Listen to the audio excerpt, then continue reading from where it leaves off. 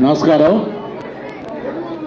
100 ఏళ్ల హాకీ పండుగ నిజంగా కూడా ఒక పండుగ వాతావరణం. ఎందుకంటే ప్రతి ఒక్కరి కళ్ళల్లో కూడా ఆ జుబిలియంట్గా ఎంత సంతోషంగా ఆనందంగా ఉన్నారంటే ఒక రియల్ ఫెస్టివల్ లాగా అందరూ కూడా కనిపిస్తూ ఉన్నారు. మరి అటువంటి ఒక చక్కటి కార్యక్రమం ఇక్కడ ఆర్గనైజ్ చేసి మరి మా అందరిని కూడా ఇందులో పాల్గొనే అవకాశం కల్పించినందుకు ముందుగా ఏదైతే ఈ హాకీ అసోసియేషన్ ఉందో ఆ నిర్వాహకులకి, ప్రత్యేకించి మా డాక్టర్ గారు అప్పారావు గారికి, అలాగే స్టేట్ ప్రెసిడెంట్ చైతన్య రాజు గారికి, చాణిక్ రాజు గారికి, మిగతా జిల్లా కమిటీ, ప్రధానంగా మాకు ఈ హాకీకి సంబంధించి ఇప్పుడే చెప్తా ఉన్నారు చీఫ్ ప్యాటర్న్ ప్రముఖ హాకీ ప్లేయర్ వంశీ, అలాగే మా ఎలగపూడి రామకృష్ణ గారు, అలాగే విష్ణుకుమార్ రాజు గారికి, పాల్గొన్న అందరికి కూడా పేరు పేరున ధన్యవాదాలు తెలియజేసుకుంటూ, మామూలుగా ఒకప్పుడు స్టిక్ అండ్ బాల్ అని దీన్ని మాకు ఇండియన్ యొక్క ట్రెడిషనల్ గేమ్ హాకీ అనేది. అటువంటి హాకీ 100 ఏళ్ల పండగ చేసుకోవటం, అలాగే రేపు 28 నుంచి ఈ ఈవెంట్ జరుగుతూ ఉంటే దానికి సంబంధించి ఏదైతే ఈ కప్పు దాన్ని మొత్తం రోలింగ్ షీల్డ్ లాగా మొత్తం అన్ని స్టేట్లు క్యాపిటల్ తిప్పుతున్నామని చెప్పి చెప్పడం జరిగింది. అయితే విశాఖపట్నం క్యాపిటల్ కాకపోయినప్పుడు కూడా క్యాపిటల్ లాంటి ఇంపార్టెంట్ ప్లేస్ ఇది, అందుకే ఇక్కడికి విశాఖపట్నానికి కూడా తీసుకొచ్చారు.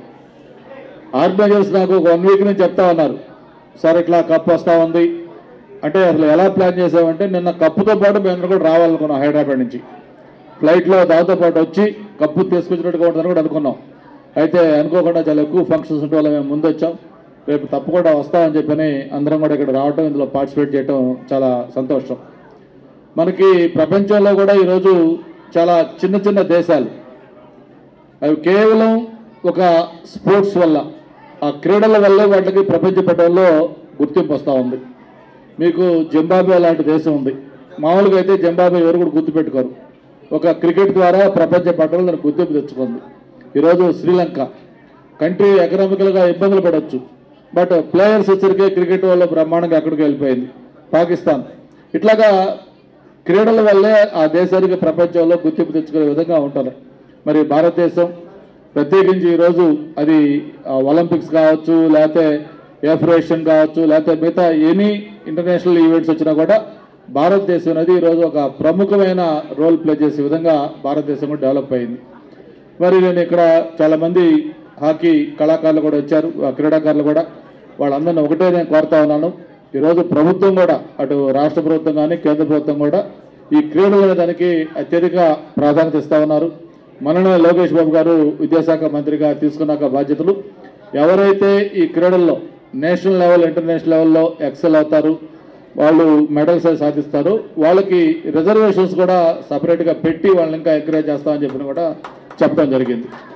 ముఖ్యంగా పిల్లలకి ఈ చదువుకునే వయసుల నుంచే వాళ్ళకి క్రీడల పట్ల ఆసక్తి కానీ వాళ్ళకి క్రియేట్ చేయగలిగితే రేపు లైఫ్లో వచ్చే up and downs, crisis, challenges, ఏదైనా అనుకోని అవాంతరం వచ్చినా దాన్ని తట్టుకునే ఒక కెపాసిటీ, ఆ శక్తి వాళ్ళకి కేవలం క్రీడల వల్ల వస్తుంది.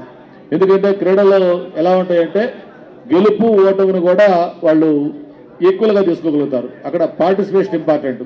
గెలిచిన వాడు వెరీ గుడ్ గెలిచానుకుంటాడు, ఓడేవాడు ఓకే ఓడిపోయిన సరే నెక్స్ట్ గెలవాలని ఒక కసితో ఇంకా మళ్ళీ అతను చేస్తాడు. అటువంటి ఒక స్పోర్ట్స్మెన్షిప్ అనేది ఆ గేమ్స్లో ఉంటుంది. అటువంటి గేమ్స్లో ప్రత్యేకించి హాకీకి ఒక గౌరవం ఉంది. భారతదేశంలో హాకీ అనేది స్వర్గీయ ధ్యాన్ చంద్ గారు ఆయన పేరు మీద హాకీకి ఒక గుర్తింపు ఇచ్చిన దీన్ని గుర్తుపెట్టుకొని ఈరోజు స్పోర్ట్స్లో హైయెస్ట్ అవార్డు ఖేల్ రత్న ఏదైతే ఉందో ఆ ఖేల్ రత్నకి ధ్యాన్ చంద్ ఖేల్ రత్న అవార్డు అని చెప్పని, ఒక నోబెల్, భారతరత్న ఎలాగా మిగతా అవార్డ్స్ ఉన్నాయో స్పోర్ట్స్లో అటువంటి హైయెస్ట్ ఖేల్ రత్న. అటువంటి అవార్డు ఈ హాకీ ప్లేయర్కే ఆయన పేరు మీద పెట్టడం అంటే హాకీ యొక్క ఇంపార్టెన్స్ ఏంటో కూడా అర్థం చేసుకోవచ్చు. మరి ఈ 100 ఏళ్ల ఈ హాకీ పండుగ సందర్భంగా నేను ఒకటే, మా అప్పారావు గారు కూడా చెప్పారు, ఈ వైజాగ్లో కొమ్మాద్ దగ్గర గచ్చిబౌలిలో ఏదైతే ఒక ఇంటిగ్రేటెడ్ స్పోర్ట్స్ కాంప్లెక్స్ ఉందో అలాంటి స్పోర్ట్స్ కాంప్లెక్స్ మనకి విశాఖపట్నంలో కూడా కావాలనేది ఒకటి ఎప్పటి నుంచో ప్రతిపాదన ఉంది. 2014-19 ప్రభుత్వ అధికారులు ఉండగానే దానికి సంబంధించి ప్రతిపాదనలు అంతా ల్యాండ్ అక్విజిషన్ అన్నీ కూడా చేసి కొంత మూమెంట్ వచ్చింది. ఆ తర్వాత 5 ఏళ్ళు దాన్ని పూర్తిగా నిర్లక్ష్యం చేశారు. మళ్ళీ ఈరోజు ఒక ప్రజాప్రభుత్వం వచ్చింది.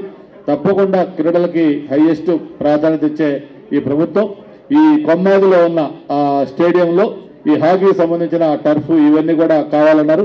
తప్పకుండా నేను శాసనసభ్యుడిగా అలాగే మా మిగతా ఎమ్మెల్యేలు అందరూ కూడా కలిసి స్పోర్ట్స్ మినిస్టర్కి, ముఖ్యమంత్రి గారికి, లోకేష్ గారికి చెప్పి తప్పకుండా కొమ్మాదిలో మీరు కోరుకున్న విధంగా దీనికి సంబంధించిన ఏర్పాటు చేస్తామని చెప్పి కూడా మరొకసారి తెలియజేసుకుంటూ all the best. Thank you very much. నా పేరు doctor SK Apparao, president hockey Visakhapatnam. ఈరోజు అంటే 24th నవంబర్ ఈరోజు ఇక్కడ హాకీ 100 years ఇండియాలో పుట్టి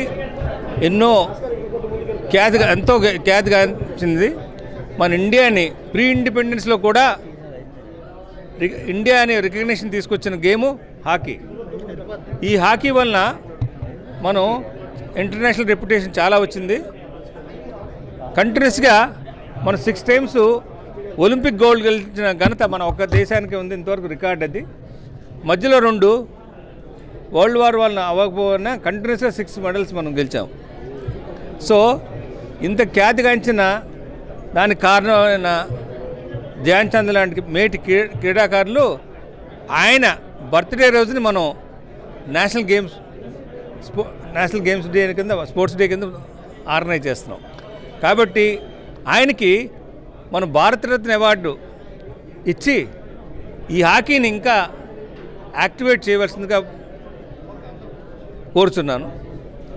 అదే కాకుండా ఈ టోర్నమెంట్ ఏమిటంటే దీని యొక్క ఈవెంట్ టాపిక్ ఏమిటంటే లైక్ ఒలింపిక్ టార్చ్, ప్రతి కంట్రీకి వెళ్ళి ఒలింపిక్ రీచ్ అవుతుంది. అలాగా ఈ ట్రాఫీ జర్మనీలో స్టార్ట్ అయ్యి ఇప్పుడు మళ్ళీ చెన్నైలో ఎండ్ అవుతుంది. చెన్నైలో ఈ నెల 28వ తారీఖు నుంచి మొదలుపెట్టి 8వ తారీఖు డిసెంబర్ 8 వరకు జరిగే టోర్నమెంట్లో 28. సో అందులో 20 countries పార్టిసిపేట్ చేస్తున్నాయి. ఇంతవరకు మనం ఈ కప్పుని 2 సార్లు గెలిచాం ఇండియా. సో ఈసారి కూడా మనం గెలవాలని ఆశిస్తూ మన టీంకి విషెస్ చెప్తడానికి ఈ ఫంక్షన్ ఆర్గనైజ్ చేస్తాం. Thank you.